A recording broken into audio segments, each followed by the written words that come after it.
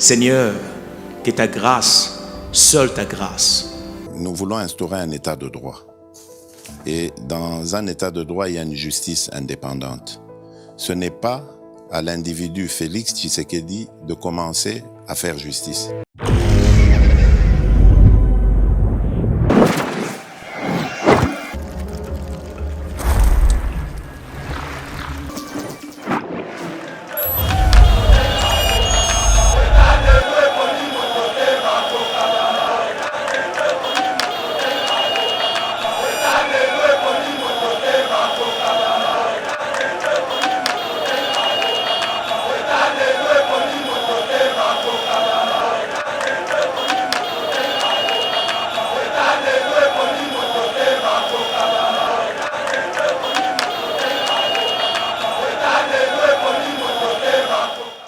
Mbote balandi ya Eba TV esengo makasi ya kutana bino na émission na biso éveil patriotique ndenge tobesana opesa bino actualité ya mboka plus de 130 000 abonnés au banda biso chaque jour en tout cas esengo makasi tobela bongo Didier Boudin oyo alaki na aner pour d'autres choses mais ça me pasana qui bon comprendre c'est trop fort ndenge kaka. Mais il est reproché pour le détournement à 243 millions de dollars.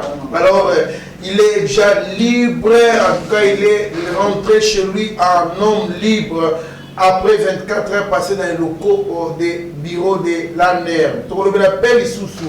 Maye, Matali, Bongo, Grande-Bretagne, soit UK, Bongo. Et ezali ko senga ezali ko négocier na Rwanda pour batinda ba réfugiés.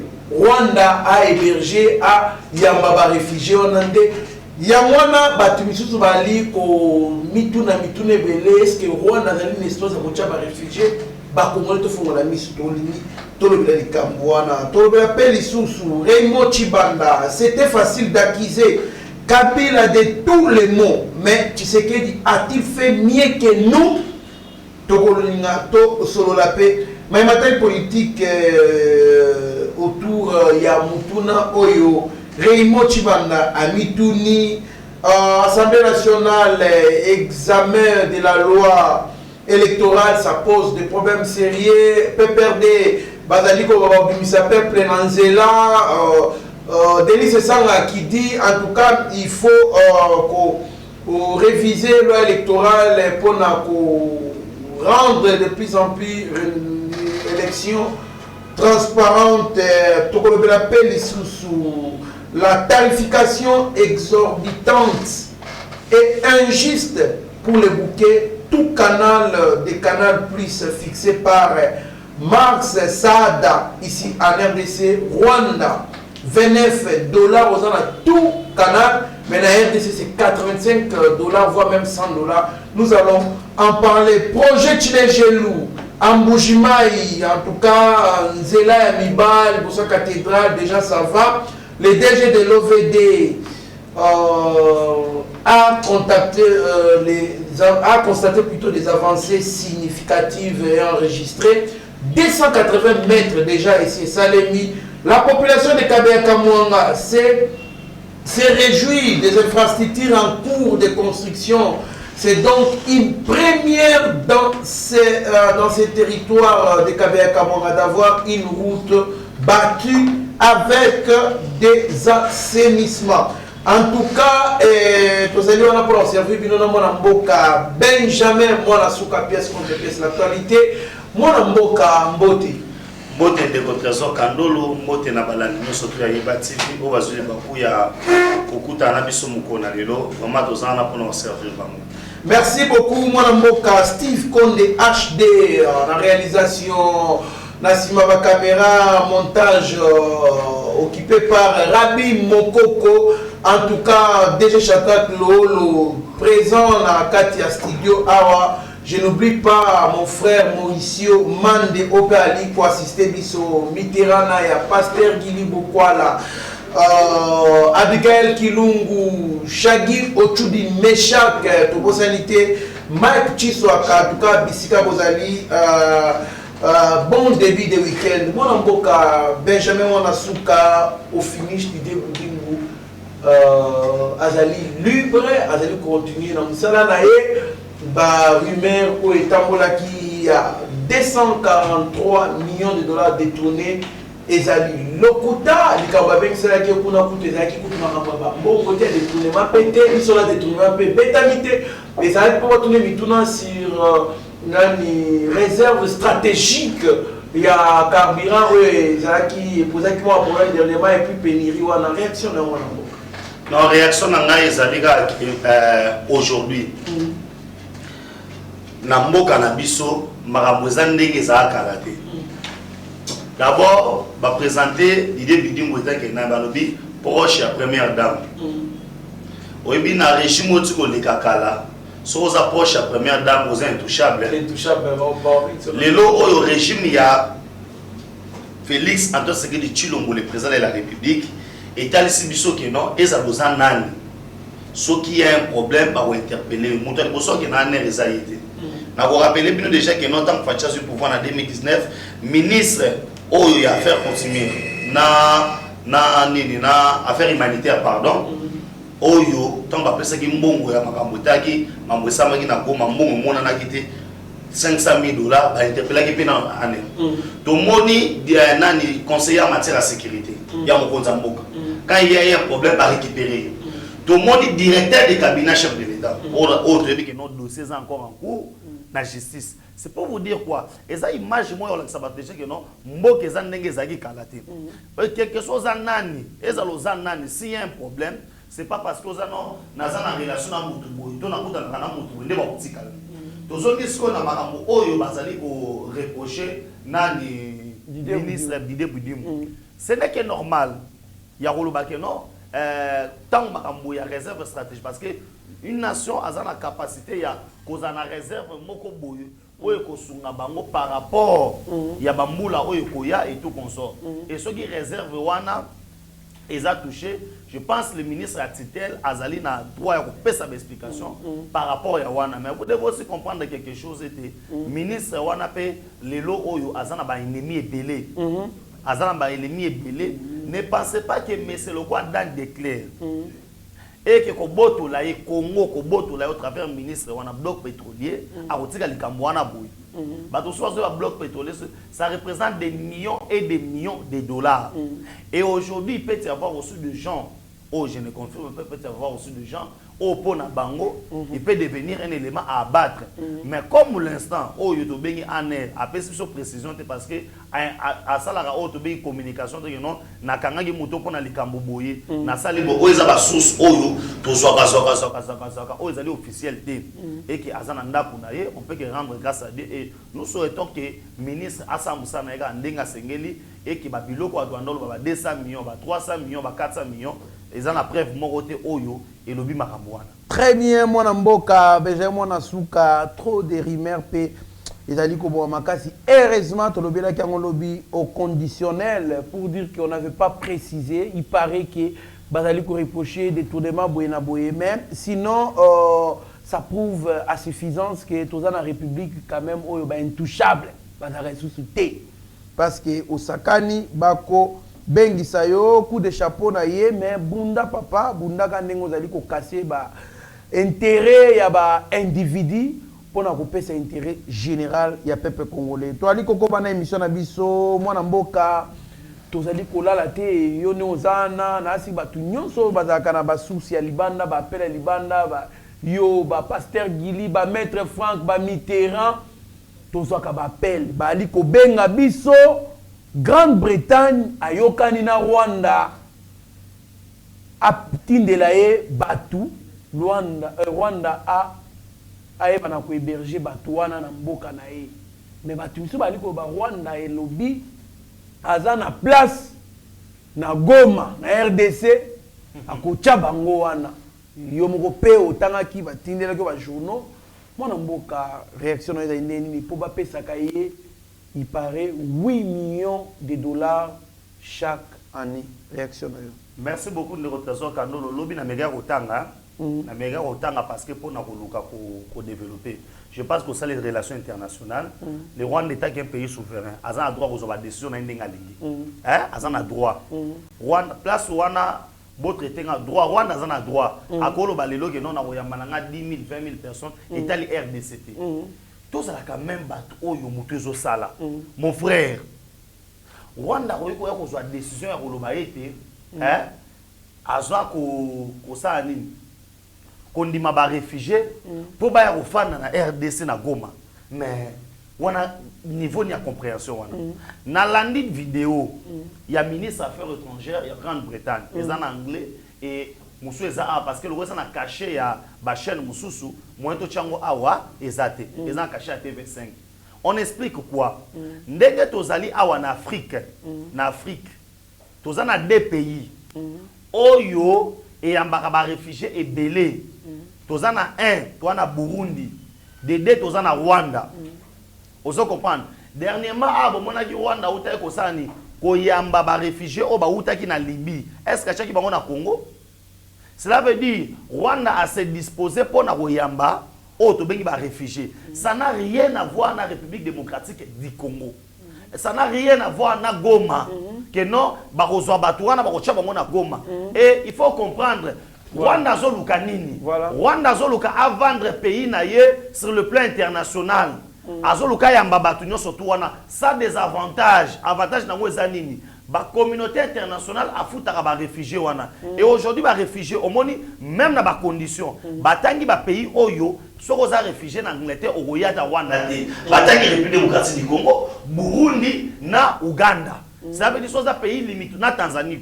Soit pays limitrophe il y a Rwanda aux alliés répertoriés. On ne peut pas recevoir des réfugiés au Angleterre, au pays limitrophe parce que vous avez mis pour une insécurité.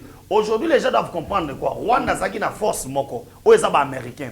On va remettre lâcher mouké. Il y a un moment où rétropédalage parce que dans Rwanda langue officielle est comme nani anglais.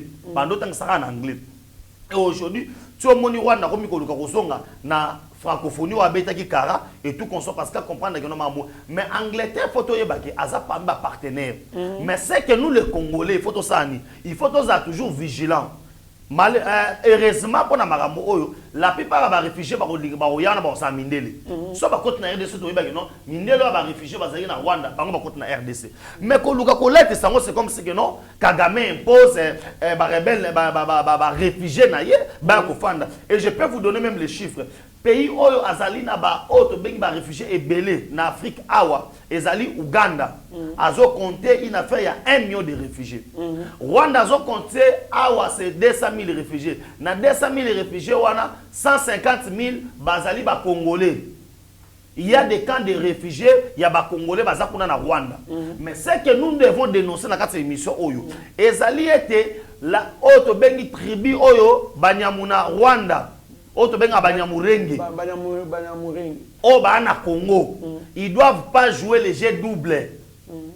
Tant que les réfugiés congolais bazana Rwanda, basala la politique ité. Bafanda ka bawasa makamuna bango. Et mukolo moko te basala ba déclaration kuna. Il faut comprendre aujourd'hui que quand nous parlons de stabilisation ya Congo, les attributs wana nyamurenge. Auto yebi ba ki bazaba nyamuna Rwanda. Mais on les a acceptés parce que ça fait des temps, des années, où les Rwandais sont à côté awa. Au Congo, nous avons plus de 400 et quelques tribus. Oyo, toyebi ke no ba misusu ba ya boina boy. Moi to zonga na histoire wana isate. Mais si ces gens-là sur le plan international veulent jouer parce que on a appris tout, il y a un dossier sur le M23 to lobela awa. M23 zoka ndeza na okaka 23e bataillon l'armée patriotique rwandaise. Oh, et ça qui y a M23. Oui, ezali 23e bataillon. Makamona oloba, bateau aima en sécurité ba yebi yango, eza 23e bataillon. Il y a armée patriotique rwandaise oyo bazana Congo ao. Et qu'est-ce que ces gens-là fait? Bazali ko bata manasima ya communauté oyo to bengi rwandaise awa na Congo. Et bazo qui ne recruter ba jeune, bazo quand ba jeune sous na ba classe na banine, c'est pour mettre le désordre de panabiso. Qu'est-ce qu'on doit demander? Et là au sto bandi nango. Na niveau ya sécurité, nous devons multiplier en cherchant de contre Kandolo, il y a qu'à sécuriser plus ma frontière na biso. Mais le Rwanda comme état pays souverain, ils peuvent faire leurs accords en Angleterre. État RDC, mais Kolobake, Bazor pense à tourner à Goma, là c'est du mensonge pire et simple. Très bien, moi na mboka beje moi na suka pona éclaircissement oyo pesi na likamwana ezali kotungisa ba congolais mingi Raymond Tshibanda, c'était facile d'accuser Kabila de tous les mots. Mais Tshisekedi a-t-il fait mieux que nous, Moutouna? Merci beaucoup. Tshisekedi a fait mieux que Kabila. Oyebi, j'ai eu du mal. Hein? Bon, si j'ai eu du mal en mon de comment l'État na IDPS à le point de presse que le Babylone au monde, ça m'a fait très mal. Nalandi batwalobi Congo a outi na se ya mai. Wana mundele a ça la reportage alobi que non Congo a outi na se na mai, le Congo commence à se relever. Pour n'obima na mai.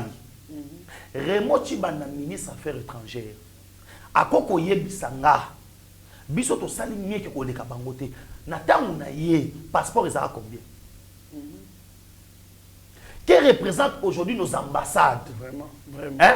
C'est le plan diplomatique. Le Congo représentait quoi? N'a qu'un secteur, n'a touché qu'on secteur moussouté. Il y a des gens qui doivent apprendre à se taire.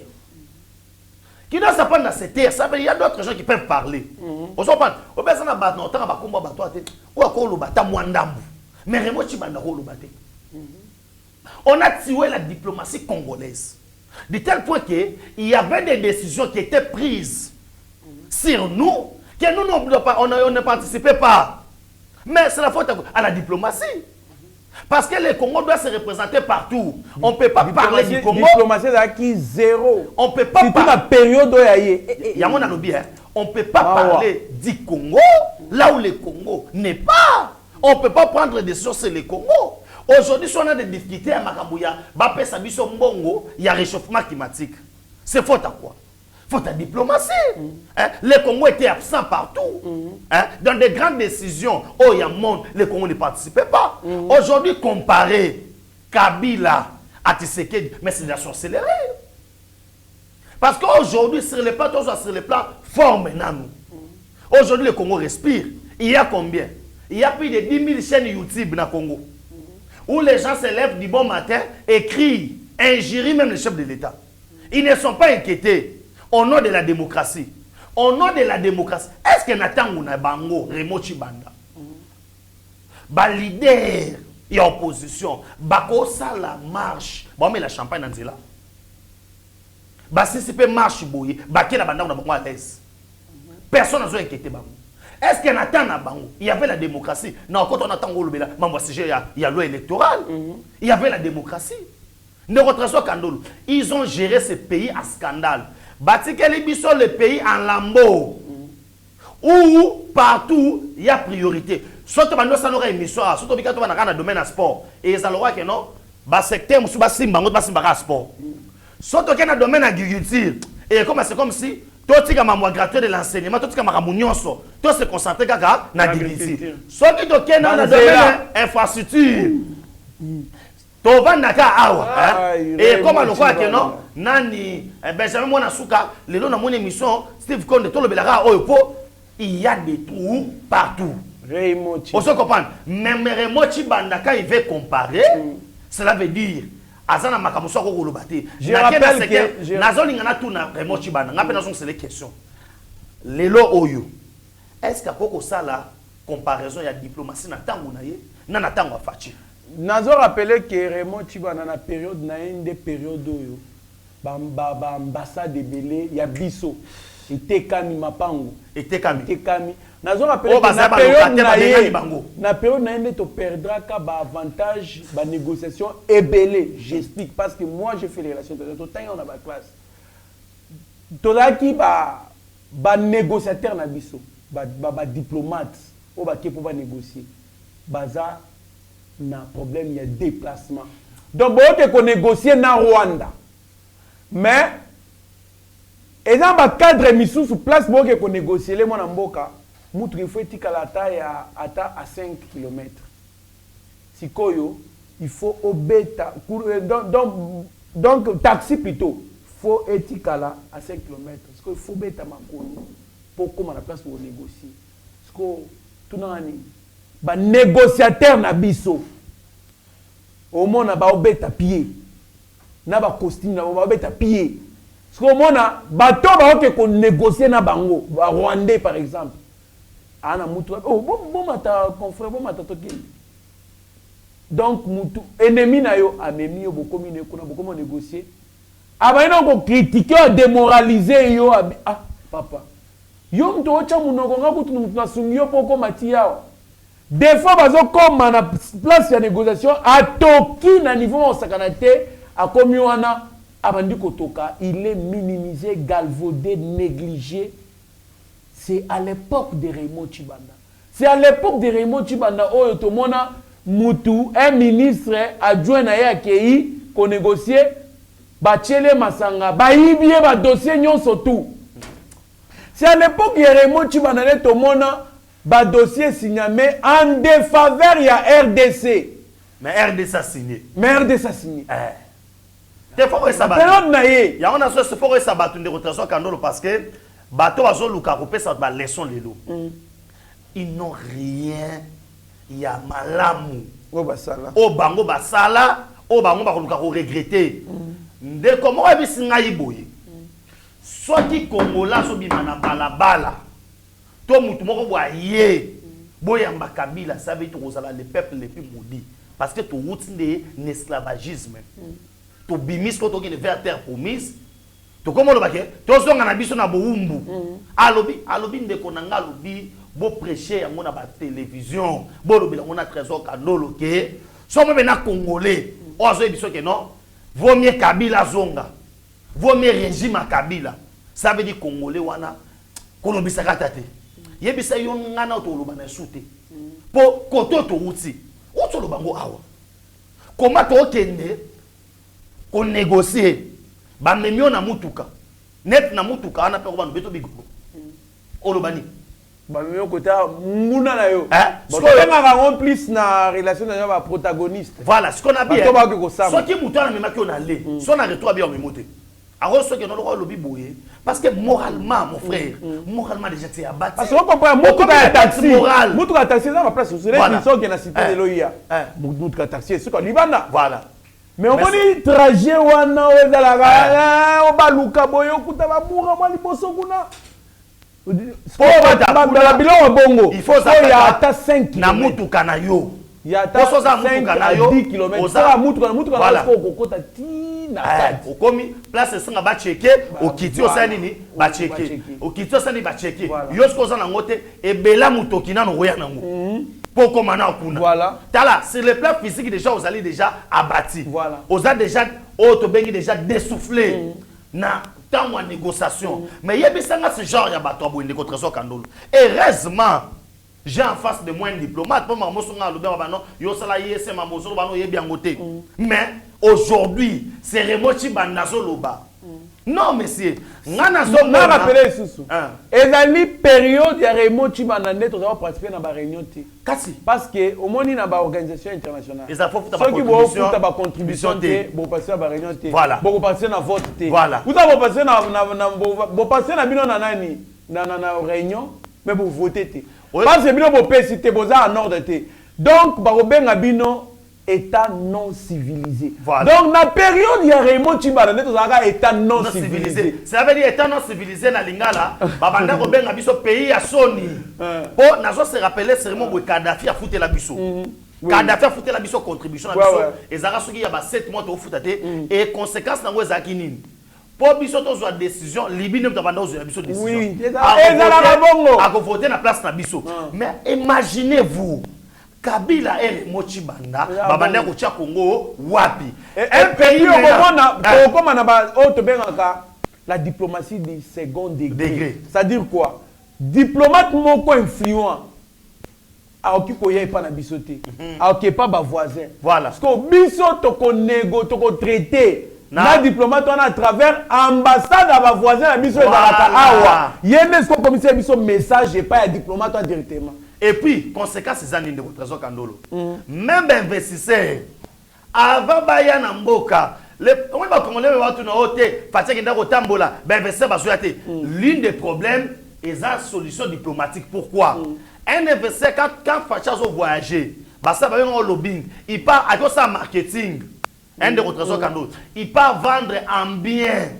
Parce que le premier marketeur il y a monde, c'est Satan. Satan est le premier marketeur. Moutassa publicité di bosso za Satan.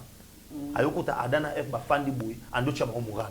Monde za boy tala boy so bolé mumu bo funga ma miso beaucoup mal wanzam. Et c'est comme ça. Cela veut dire mon konzambo akinande ko vendre. Mais yoka sikoyo. L'investisseur ayaka kozwa information auprès de l'ambassade na bango na pays wana. Dites-moi, ce président m'a dit que non, dans leur pays il y a tel avantage. Ah oui, c'est ni. Pays où personne n'aucune. Ndé bazabo écoute contribution ya pas. Voilà. Once ko ba inconvénient diplomatie du second degré. Voilà. Ba mbongo ba contribution ya pamba. Ba foute la kabango pas Libye. Oh, comme meka kocha mongo na yo na pays wana te pour oko regretter. Voilà. Vous comprenez? Tala kutu. Oh, ce qui bino mo traiter na batu directement nenge koma. Voilà. Nenge komi na avènement ya président Félix nenge komi bino mo bo na bozana capacité ko persuader l'investisseur ba ko investir na mboka na bino au lieu nenge zalaka na kala. Et puis pourquoi le chef de l'État n'a pris à pouvoir na ye alinga kité que auto bengi nani ministre affaires étrangères atambola parce que tout remochi banda batika ki ezaki moulayi et sengela qui vraiment que yemoko mokonzamboka qui se déplace en personne parce que connaissant aussi implication en matière de diplomatie, c'est comme ça que les gens ont commencé à gérer Fati quand ça va voyager monde mobimba. Mais va voyager c'était pourquoi? Parce que remochi banda na Kabila na baboma diplomatie. Maintenant le chef de l'État lui devait aller lui-même pour que Congo soit sous pouvoir que non, cette fois-ci nous voyons que non, il y a une ferme volonté que sur le plan diplomatique ils sont déterminés à faire quelque chose de bien. Leur chef de l'État lui-même s'est déplacé en personne et les gens qui n'ont pas compris n'a pris à pouvoir à Mokonzambo, c'est eux qui ont commencé à injurier. Mbongambo qu'ils aussi là, azo voyager mon numéro. Mais ils partaient pourquoi? Parce que Batike la Kibiso bas solidité. Ceux qui remochi banana Kabila, Batike la Biso makambu ya bien. Les chefs de l'État mbongo wana oyo, il y a ma voyage. On allait faire avec ça d'autres choses. Et aujourd'hui remochi banana, tu n'es pas le mieux placé. Il y a vraiment que non, vous avez fait mieux. Wana to dans secteur na yo. Ne rotation quand so to dans secteur mususu émission Donc c'est pour dire quoi remochi banda, il y avait une urgence donc inéluctable, inévitable dans le domaine Oyo Ozalaka. Donc, étant un élément dans le système, donc un pays, dans le système international où ils ont été ébélés, on ne pouvait pas se suffire nous-mêmes. Non, nous devons vivre dans l'interdépendance. Alors, il y avait importance à Mokozamboka akende kobongisa place yo na mokonzi na yo boboma. Mwana mboka Benjamin mwana suka toko koba na émission la biso balake to komi kokende na suka. La loi électorale doit être révisée ou bien réformée dans l'Assemblée nationale. Ça pose des problèmes. Tu peux perdre balingi kaka ba négociation moko à outrance et puis balingi babiso kikaka oyo bango bali ko proposer ça limité ba ko bimisa peuple na balabala pour esalema ndenge peuple akolingela de rotation kandolo tika kotangela batu kombo oyo bango basaka nango te oh tika bon tika là ozoma bilo mususu après mission awa okobima boye na chamba bloqué yo oh tika bon balobi ke koloba susu retrait ba parole ret même ba koloba ba moins vraiment za traître ah bon batuni na ngaba sana peuple oh ndenge ba bakati batuni ba sana peuple India Omar peuple o wapi India Omar peuple oyo ba batumba na ba pine peuple ba ndo beta ba gaz peuple o wapi peuple oyo bango batiki bango sans courant sans maï peuple oyo ba bomi tous les entreprises à l'état en les donnant individus pour autres kanambe kazembere peuple oyo tous les ports Et comment il y a moutou? Peuple, oh, bah, boma, bah, entreprise à l'État, pour nous repérer un individu. Tout appartient aujourd'hui à Kabila. Peuple, oh, le peuple est avec eux. Peuple est nini. Ne retraçons qu'à nous, pas mis ça dans la balle tout à l'heure. Loi électorale est ça a voté. Pourquoi? N'a pas besoin de retraçons qu'à nous. N'a pas besoin awa. Oh, et ça très important. N'importe qui a Kabila dans l'Assemblée nationale, il y avait une rubrique frais d'intervention spéciale. Rubrique frais d'intervention spéciale, c'était Otobengi corruption à ciel ouvert. Et ça s'est passé comment? Budget nango et quoi que fouta, ba magistrat nyoso ya RDC Mbomba do Chapuna. Quel était le rôle de ces frais? Quand il y a une loi que Kabila doit faire le forcing, Papa Mboso tika baje wana. Tika baje. Te na okelo mate. Papa Mboso tika baje wana baje yake o repoussaka te. Kabila on allait du forcing. Sobobo il le lobby pas. Loi ya élection à tout moko. Bacha yango mukolo ya jeudi. Vendredi ba voter yango. Samedi Kabila promulguer yango. Ba ko sanela ba tout. Je peux te dire, Nathan Kabila, il y a eu 10 lois. Oh, ils allaient voter, l'opposition n'était pas là. À l'époque de Kabila, quand l'opposition claque la porte, Bando va de négociation. Et il y avait cette pièce d'intervention spéciale qui était destinée à corrompre les députés. Soit il va voter par le forcing. Mutuna mutulu leki kuna, soit que ça 10 000. Il y a moi qui député Nathan Kabila, tu vas bien. Nathan Kabila bleu aux acquittés, aux arabes modo de gata union sacrée parce que les gens voulaient que le même système soit. J'ai dit quoi? Papa Moso, Ozo Kanga, ne retraçons Kandolo. Les lois sont mal au bon moment, il y a sei, Basali Mabe. Comment Tokeina Massina? Trésor Kandolo avec 1000 voix, Benjamin avec 2 voix. Au regroupement n'a bien conquis pas voter. Non! C'est un suffrage direct. Ça veut dire parti à Massina, ils ont pris leur confiance, ils ont donné un trésor Kandolo. Mais le col n'a pas nani regroupement na bino. Et ici, c'est Iwanate, on dit à trésor Kandolo qui Katani, c'est Benjamin qui a passé. Maintenant, sur le plan population, population Massina, ils vont souffrir parce que, si bango imposer les bango moutou, oyo bango bandimi vision na yete. C'est là où l'échec commence. Et vous voulez que tout qui n'a pas élection. Et aujourd'hui, qu'est-ce qu'ils veulent? Ils veulent maintenant que tout tarder. Moi, je dis toujours ceci. Bah, manœuvre tout bon ça là. Bon, ça la conséquence. La réalité, c'est quoi? C'est pas la loi électorale de rotation Kandolo. Il faut tout la vérité. Les gens ont peur qu'après la loi électorale, quand on détermine, autobengi règle du jeu. Loi Oyo, il y a ba Congolais de père et de mère. Il y aura des critères pour nous postuler. Ils savent que les candidats vont parce que juridiquement parlant, et ça l'autant l'université Sorbonne, ceux qui autant qui droit au wapi. Kabila a coquille ko postulé. A to panzeninga constitution so pene to zaga débat na trésor Kandolo, o ko expliquer ngai sénateur à vie et ni koloba nini. So expliquer ngai sénateur à vie ni koloba nini. Et oyo ba komo sani. Ba mumpe to loba to tenga ba komo na ba sango na SCC. Basi ba limbongo. Bayebi que tout ça ba cadre o ezali légal l'Assemblée nationale le Sénat donc bino tu bozawana to solo na cadre wana na posa débat loi électorale ba tchabison RTNC vous voulez le huis clos pourquoi vous débattez les histoires qui parlent du Congo vous ne voulez pas que non muto za chichangwa yeba yango boli muto masina yeba ngote pourquoi ba imbacha débat ya loi électorale ba lobito baba naona na huis clos ya nini nous n'avons pas besoin de huis clos. Ça relève na makambu oyo zotala Congo mobimba. On est Papa Moso. Soit qui ministre nani Patrick Mouyaya. Bozo ba caméra TC, bon disponibilisation. Nous devons savoir oyo bozo kabolongola et ça nini. Merci beaucoup moi Mboka Benjamin moi Nasuka lisu likolo lisu. Ça relève Namboka. Vous êtes là comme représentant de peuple. Alors il y a toute une chaîne là, RTNC 3. Et là, il y a un parlement. Pour les Kissa, image, il n'y a pas de tabou en ce qui concerne la République. parce que surtout Bino, surtout institution de quoi Bino, parce que Bino, vous avez pour représenter directement le peuple congolais. Pourquoi bah oui, clos.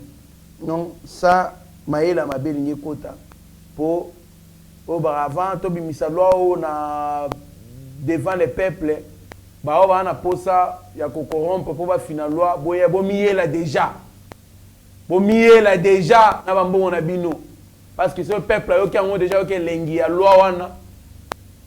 Moyen beaucoup corrompre, on va finir sous loi les alati. Alors, botika baje wana, les députés. Botika baja bo sakana kana biso makasi bino ba député bo mimo na fort hein est-ce que bo miye bibino boza banani bo représentera peuple boza l'autre côté sans le vote du peuple vous n'êtes pas là si tu avais corrompu pour comme député tant pis état lio mais bo miye bakana bino réellement boza banani vous les députés boza extraordinaire les honorables. Les honorables, oui, honorables quand vous produisez des bonnes lois qui sont bénéfiques pour la République. Mais quand ces lois-là n'ont aucun impact sur le bien-être de la population, et pourquoi on doit vous appeler honorable, vous là? Vous n'êtes pas des honorables. La majorité de vous n'est pas honorable. Honorable, diakou, honorable, corrompu. Honorable, avec la loi électorale, baba débattre à huis clos. Finalement, bozo kata sonité. Moi mboka Benjamin mona suka to fongola miso. Merci beaucoup na nengo timbisi peuple congolais. Tarification, il y a bouquet complet, il y a canal plus tout canal. Moi mboka na Congo c'est $85 voire même $100. Mais dans Rwanda, Côte d'Ivoire, c'est 25, 28, 29, $30. Pourquoi injustice y a bon, mon frère? Est-ce que Oki Kolobela, le ministre de la Communication et Médias? On est à Moïbi. Ostroa Boye, oh, il y a l'Ikolona na Congo, oh, il y a l'Ikolona et quand tu as approché le ministre. Il y a un ministre qui est à Moïbi. Le rotation Kandolo. Dans le but du ministre, Patrick Mouya ya abazoka yango na lobi okosutuka kaka boyeke no mbongo wana tika ko parola na compte ya mokonzi moko boye non problème ezali boye hein ceux qui connaissent alors lobi combien 39 connaissent $29 $29 ah combien ah ouais ça na $85 kasi eloko bomaka biso ezali rétro commission hein Patrick Mouya pe no mutu a tamsusu a signé yango te peut-être so kota yango tant ya yebu ba c'est que non moi 20 na yo to moi 10 na yo eza par abonné moko soit beti 4 kg et que ebimisi mo eloko mo boya bien asani asiango on s'en parle moi mboka c'est là où nous demandons qu'il puisse avoir les changements et tout ce qu'il avait raison le non le mal est profond. Il nous faut un changement radical parce que ce qui est contre na poche à bakozi il faut dénoncer il faut dénoncer nous on t'en Kandolo yo y a un ministère oyo na bibo ceux qui les lobby Boudimbo a un problème pourquoi ils pouvaient aussi venir Boudimbo ka ko ya pe boye bon bloc pétrolier ngo bon zoma muke boye et si nango a tienne na poche s'il a des problèmes avec dans déclare bah oli moi c'est Baweli hôtel Pam. Baweli par ya Congo. Parce qu'il a défendu Kaka. A fondé une instance internationale. Parce que Boudimbo a défendu seulement par ya Congo que le Congo doit récupérer son bloc pétrolier, ça lui appartient. Et le bloc pétrolier est comme à Boudimbo. C'est pour la nation congolaise. Maintenant, il a des problèmes. Cela veut dire quoi? C'est ce genre de ministre de Toulouka. Patrick Mouya Yapé, Sora Yatali, oh, 29. 85. Ah, parce que au bout ça n'a été tant comme ministre, bah ça la remise et reprise. Tant il y a des dossiers ayebi yango de contre Kandolo. Vous pensez que son ganantolo dans une émission, le ministre des Titels Atambo la pe bisika la bis akenda pe ba Rwanda. Il a toutes les informations. Ozolingo lo bakeno aza au courant dossier. Non, il faut tomber en vérité. Tant to lo balelo que maman est basé ba ça malade parce que tout ah Congo au niveau environnement to anda resoité et to bana resoit bona. Les ministres doivent être réveillés. Hein? Ceux qui s'y collent, en français, il n'y a jamais eu de mauvais troupes, il y a que des mauvais chefs. Le quoi, c'est le ministre qui est responsable. Où nous demandons Patrick Mouya des explications. Oui, il négocie mal. Non, il doit nous donner des explications, pas même négocier. On doit savoir pourquoi différence ouana. Ça, c'est ça, on aime les au moins, nous avons un kilo, bon, bah, micro baladeur. Bah, comprenez que non, moi, nous avons une situation. Cela veut dire les ministres aussi. Quand vous gérez l'histoire aux choses publiques, vous avez le devoir, il y a communiquer, nous dire, quand il y a un sujet de population, les ministres sont à l'andibiso, ils doivent nous donner des explications sur le service. Comment, côté aux alines à $29 et côté à $85. Ça, c'est du vol, on doit dénoncer, ça, c'est du vol. Trésor Kandolo, nous avons dit comment on va nous faire l'entreprise Orange. Tant que nous avons $900. Bateleme la bango awa. Pour foutre $900, n'andenge ni boy na boy. Bateleme la bango. Pour na boy au côté na entreprise à bateau et tout consort salaire au batia yo moko leli. Merci beaucoup mwana mboka Benjamin mwana suka ezali pasi mingi ministre de la communication et médias. Vous devez vous assumer. On doit voir vos responsabilités à la hauteur. C'est-à-dire quoi? Battez-vous pour être pris à tout canal et comme à l'Okola en Côte d'Ivoire, Rwanda et consorts. Comment biso tout canal les a $100, $85. Mais dans Rwanda les a $29. Pourquoi? Renseignez-vous s'ils ont bien négocié. Négociez aussi. Et la République vous sera reconnaissante. Boende tokoyeba ke Kingani azaki à la hauteur de gestion naye, Kingani azaki à la hauteur D. Vous êtes là, vous êtes choisi parmi tant de Congolais pour bimisa mayele na bino pour servir mboka ola kisake yo pena oza expert na tel secteur. Ministre Patrick Mouyaya Bunda Congolais, batika ko escroquer autant de dollars. Moi, je Benjamin Monasuka, Tokomi Nasuka, émission à Bisso. Le projet Chile Gelou Nambouchma déjà, ça va quand même 280 mètres déjà bétonné. Nous encourageons, nous saluons aussi les DG de l'OVD. Oyo Alobi a constaté déjà que l'avancée est significative et bien enregistrée. Et puis population Kabeakamonga pour la première fois mon mboka bamoni misala banzela bamoni caniveau bamoni terrasse moi mboka Steve Kone na miterana ya bazaki na Kabeakamonga est-ce que beaucoup caniveau kuna me babi basali yango déjà babi feti kuna Fatim mtakoti en réaction et réaction na ngai mokonza mboka tanga promettre nous ces acteurs ça ma Kabeakamonga nous encourageons mais na lingi to sala ba théâtre té hein théâtre traité parce que on a mon qui na Mbujimai hein ezo pesa moi passe tolingi ba théâtre traité tolingi tambo konza mboka lobosa eloko bosa la yango nzela ta so opeda zo komisa ya lokola kolongwa yeba TV ti awa na so de bouton non 280 mètres té mais 280 mètres et combien de kilomètres mystique oh notre Kandolo OK bien té obi bien yo que le boss la publicité. Na 2080. Papa. Elle a 280 mètres. Même pas. Ndeko Trésor Kandolo. Mais nous encourageons quand même. Lupangu ya yebate. On doit décourager ces genres de pratiques. So on s'en attendait ba François bi, ba festation pesa ki ndana OVD retire ba festation na yo. 280 mètres lupangu oza 50 mètres. Ça veut dire ezata osusu di mapangu oyo osani okomi. Non, ezana ndenga mabete. Et ça la ki nga passe parce que moi j'étais là.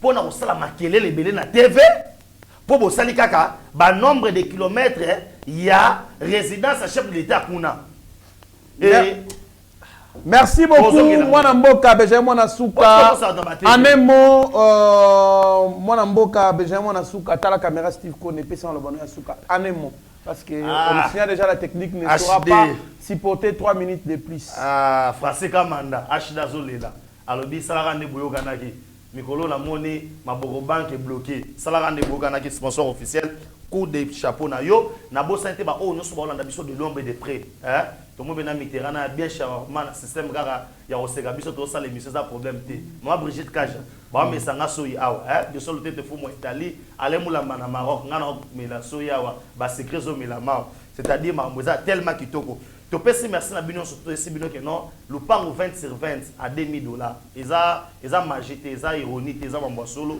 so beng na numéro de téléphone to solo la numéro de téléphone eza plus 243 9 70 40 89 57 plus 243 9 70 40 89 57 lelo nzale la kisi biso ki photo sa bilanga so lingo sa bilanga te ah muto kopesa wa sate ah na azolia aolia yemoko merci beaucoup. Merci beaucoup mwana mboka beje mwana suka merci à monsieur Guilhem Pinda, Gauthier Pinda, Bertoni Landou, Francis Kamanda, l'homme de Steve Condé. Merci à Roger Chilengi, merci à Franklin Semi, à mon vieux Sami Mavakala Matouba et Maman Petra Mavakala alias Amazon. Merci à Monsieur Zephyr Lomele et son ami Souzine Dongala. Merci à Jacques Pongo, Sami MTC.